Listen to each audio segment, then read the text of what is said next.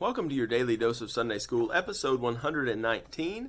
We're on chapter 9 of R.C. Sproul's Reason to Believe, entitled, Why Does God Allow Suffering? He looks at 4 different unbelieving philosophies of suffering and how to deal with suffering, and critiques them from a Christian perspective.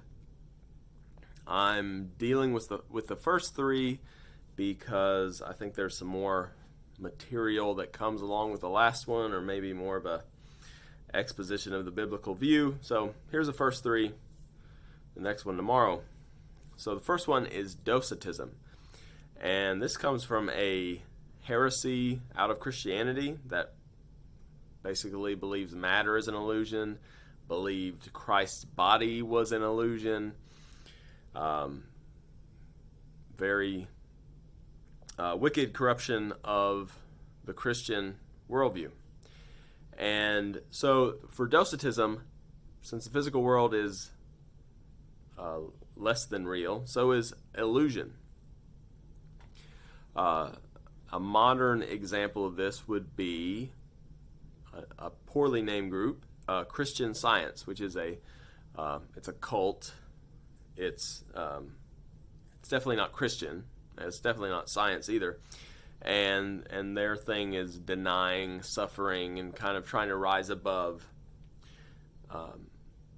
But the Bible is definitely doesn't deny the illusion of suffering. The Bible talks about hell and the suffering and the weeping and gnashing of teeth.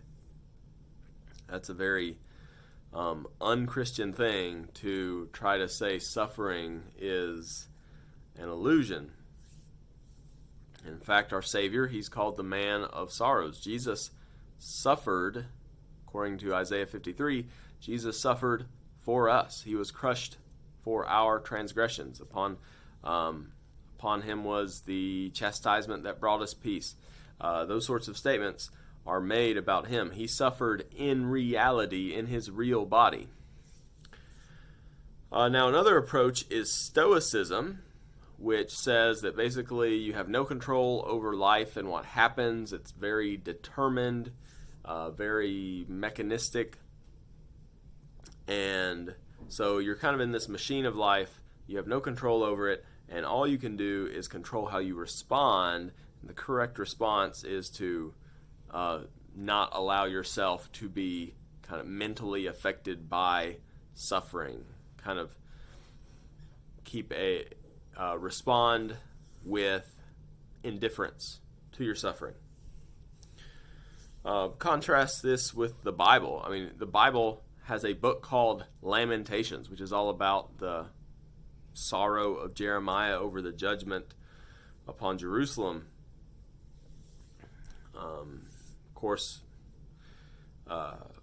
Jesus wept, right? That's John 11:35. Ecclesiastes 3:4, there's a time to weep, there's a time to laugh. So suffering is a real part of life. We're not supposed to deny it. Matthew 5:4, blessed are those who mourn. And thinking about these two, Docetism and Stoicism. So is suffering an illusion, or is suffering real, but really what matters is just kind of mentally checking out from the suffering?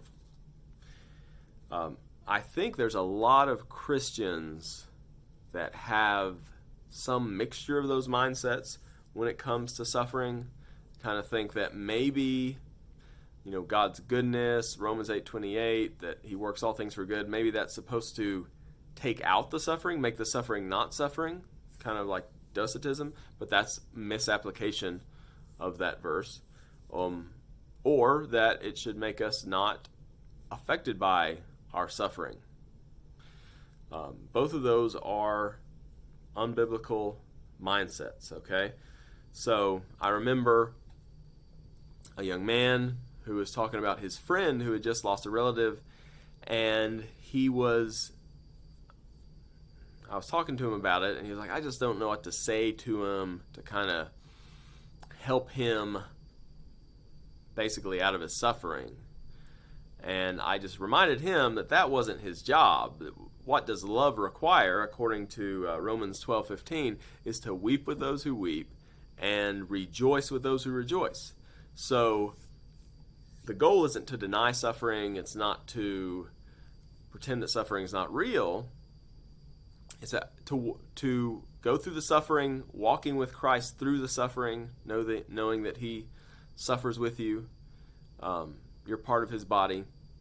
And then sharing in each other's suffering and in each other's joys. That's what love does.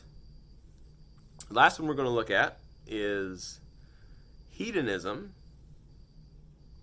And so hedonism is the pursuit of pleasure. Like, pleasure is the ultimate good. And this was kind of tempered by the Epicureans, who they were more focused on balance. But if they said if you suffer, then you need to go seek pleasure to balance out that suffering.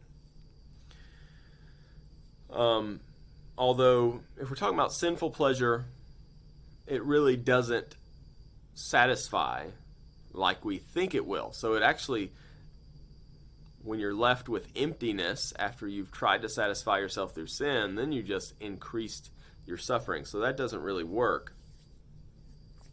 John Piper, who I'm a huge fan of, his whole ministry has been focused around the idea of Christian hedonism, which is the idea that, you're supposed to seek pleasure, but not sinful pleasure. You're supposed to seek pleasure in God. So like Psalm 16:11 says that at your right hand are pleasures forevermore. So I think there maybe is something to it if we say as we suffer, we seek joy in God, but we also, we just pour out our sorrow to God. So somehow he ministers his joy to us even in the midst of our suffering.